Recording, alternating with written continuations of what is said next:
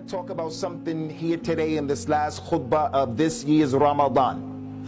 It's more important than Ramadan itself.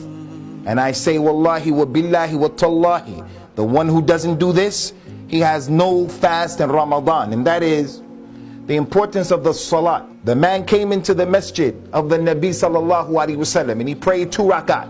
And he prayed very quickly. And then after praying those 2 rakat, he came and he said, Assalamu alaikum ya Rasulullah. The Prophet said to him, sallallahu alaihi wasallam, wa alaikum salam wa rahmatullah. Irja' fasalli, fannaka lam tusalli. Go back and pray, because you didn't pray. The man went back the second time, he prayed very quickly. He came and said, Assalamu alaikum ya Rasulullah. He said, wa alaikum salam wa rahmatullah. Go back and pray, you didn't pray.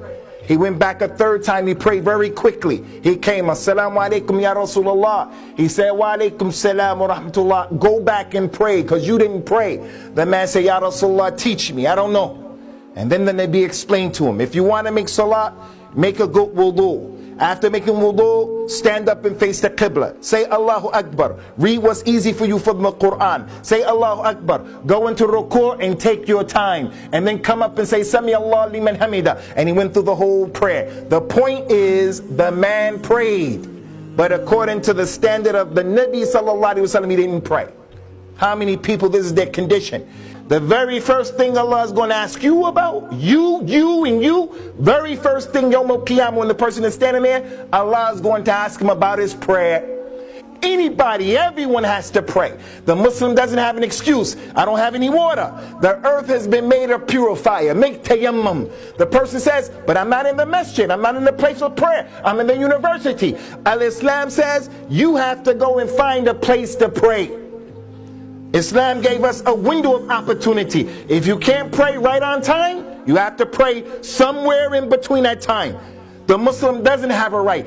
Even the Muslim doctor, his job is to do brain surgery, to do a heart transplant. It's going to take him 8 hours to do the operation. Al-Islam says to that doctor, you are allowed to combine Dhuhr and Asr. You are allowed to combine Maghrib and Isha. The salat is never taken off of the man. The man can't pray standing up. He has to pray sitting down. The person is paralyzed on his back. He has to pray on his back.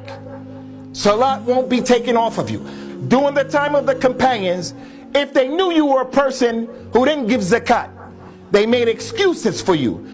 If they knew you were a person you were eating and not fasting, they said, maybe he's sick, maybe he's a traveler. If you were a person who didn't make Hajj, they would make excuses. The lady doesn't wear hijab. The companions used to say, maybe she's a new Muslim. Maybe she's from the desert. Maybe she's a slave. But if the companion knew this person is not praying, the companion said, he's a kafir. There were no ifs and buts about it. That person is a kafir. And that's because of all of the ahadith of the Nabi sallallahu alaihi wasallam. Al-ahdu alladhi baynana wa baynahum as-salat. Man tarakaha faqad kafara. The difference between us and those people, Sikhs, Hindus, Jews, Christians, atheists, agnostics, the difference between us and them is salat. Anyone who abandons it, he's a disbeliever. So I ask you people sitting here today, how many people do you know from your relatives, they don't pray? How many people do you know from your neighbors? They don't pray.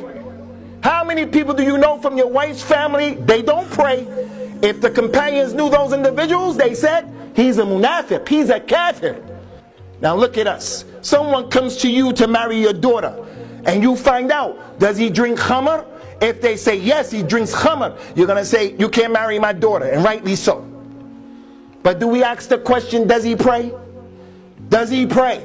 Wallahi, the one who doesn't pray is doing a bigger crime and sin than the one who's drinking khamr.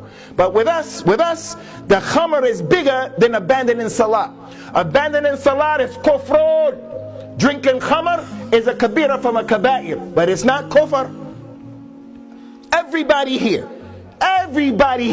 if we knew the man is drinking khamr, smoking crack, smoking weed, he wants to marry my daughter, we're going to say, wallahi, never. And rightly so. And I'm telling you, abandoning salat is bigger than that. But we don't ask that question. And if we found out he didn't pray, it's okay, because he has a good job. The Salaf weren't like that. You want to know the position of the Salaf with Salat? The Nabi came to the people, sallallahu alaihi wasallam. He was telling the companions about the Dajjal. He said that when the Dajjal comes, he's going to be on this earth for 40 days, 40. The first day will be like a year. The second day will be like a month. The third day will be like a week. And the subsequent days will be like these days. If the Muslims heard this today, we would say something. But when the companions heard it, what was the thing that came to their mind? When they heard that, they said, Ya Rasulullah, kayfa nusalli? When the Dajjal comes, if the days are like that, how do we pray? If one day is like a year, how do we determine the prayer? That was the most important thing to them. Because the Salah is a part of the identity of the Muslim. Umar radiallahu anhu, he had some beef. He had some drama with a non-Muslim who was from the Majus, a Magian. That man got upset. He said, I'm going to kill you. I'm going to kill him. So him, being a coward, he started to think, I'm going to assassinate the Amir al-Mu'mineen. But he didn't do it face to face in a duel like a man would do. You have a problem with someone? Be a man. Go tell him in his face. Don't be like a coward talking behind his back. Tell him in his face. He didn't want to meet Umar in his face. So what did he do? He poisoned the sword, he sharpened the knife, he poisoned the knife, he sharpened the knife, he poisoned the knife, he sharpened the knife. He said, yeah, they do a good job. He put another knife on the one, made it a double blade with poison and it was sharp. When Umar started praying, he waited till Umar prayed. Why didn't he come in front of his face in the street and say, okay, let's get busy? Because he knew when those companions started praying and they said Allahu Akbar, they meant that.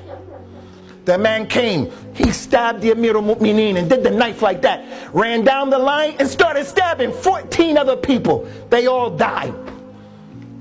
What happened?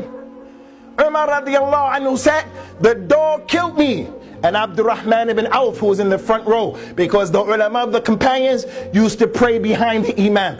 The ulama, Abdurrahman ibn Auf, one of the 10 promised Jannah, he took some steps up and he completed the salah. They didn't stop praying. They took Umar home. They thought he was going to live. The 12 years of the Khilaf of Umar radiallahu anhu, his aqeedah, his tawheed, his ibadah, his justice, his manliness, it made those people think this man is invincible. 12 years al-Islam spread. They thought he was going to live. If anybody can live, it's Umar. They gave him some milk. When he drank the milk, it came out of his intestines. They said, he's going to die. Don't let him lose consciousness, because if he loses consciousness, that's it. He started losing consciousness. They were trying to wake him up. He wouldn't wake up. He's about to die. Abdullah bin Abbas said, I know where to wake him up. Ibn Abbas said, Ya Amir al-Mu'mineen, it's time for Salat. Umar woke up. He said to the people, Wallahi, La iman al-iman la salat lahu. I swear by Allah, there's no iman for the one who doesn't pray. That man is dying, and he swore by no iman for the one who doesn't pray. Lastly, Akhwani, you want to know the position of prayer in Islam? The Nabi was dying, sallallahu alaihi wasallam. When he was dying, he lost consciousness. The Nabi said to the people, as-salat, as-salat, وَمَا مَلَكَتْ أَيْمَانُكُمْ. Take care of the prayer, and take care of your right hand possessions. Your slaves, your children, your women, people under your supervision. He lost consciousness. A lot of time went by. He woke up again. He said to the people, as-salat, as-salat, وَمَا مَلَكَتْ أَيْمَانُكُمْ. Second time, emphasis. He lost consciousness the third time. Ali, he asked the people, you want to know what the last words of the Nabi were? For you young brothers, what was the last words that came out of the mouth of the Nabi sallallahu alaihi wasallam? He woke up the third time. He said, as-salat, as-salat, wa ma malakat aymanukum. And then he died.